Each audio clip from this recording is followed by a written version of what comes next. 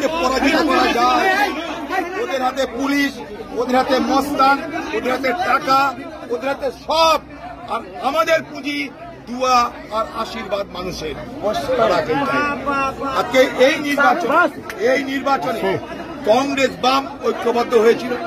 তৃণমূলেরও অনেক ভালো কর্মী আছে যারা মনে করেছে যে তৃণমূলকে এই দুর্নীতির অপরাধের শাস্তি দেওয়া দরকার, তারাও বিজেপিরও কোনো ভোটার হয়তো তারা মনে করেছে তৃণমূলকে হারাতে গেলে কংগ্রেসকে সমর্থন করলে ভালো হয়, কারণ বিজেপির এখানে জেতার ক্ষমতা নাই, তাই তারাও হয়তো কিছু কিছু আমাদেরকে ভোট দিয়েছে। আর মানুষের কাছে আমাদের প্রার্থী বাইরন বিশ্বাস মানুষের প্রার্থী হয়ে গেছিল। প্রথমে কংগ্রেসের ছিল, তারপরে জোটের প্রার্থী ছিল, তারপর বাইরন বিশ্বাস মানুষের প্রার্থী হয়ে গেছিল। তাই বয়স্ক, বৃদ্ধ, মহিলা, সর্বস্তরের মানুষ তাকে দোয়া করেছে, আশীর্বাদ করেছে।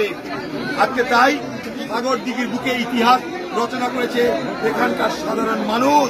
তাই আবার এখানকার সাধারণ মানুষকে আমাদের দলের পক্ষ থেকে কোটি কোটি সালাম জানাই, কোটি কোটি নমস্কার জানাই, এবং আগামী দিনে এই সাগরদিঘির জয় সারা বাংলায় মমতা ব্যানার্জির বিরুদ্ধে সংগ্রাম করে, লড়াই করে যে মমতা ব্যানার্জিকে এবং তার দলকে পরাজিত করা যায়, সেই বার্তা পৌঁছে দিল সাগরদিঘির। তাই কংগ্রেস কর্মী, সাগরদিঘি যারা নির্বাচন করেছে সর্বস্তরের কর্মীদেরকে আমি আমার অসংখ্য অভিনন্দন জানাই।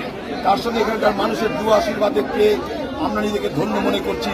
আবার বলছি, ये तो सिर्फ एक झांकी है, अभी बहुत कुछ बाकी है।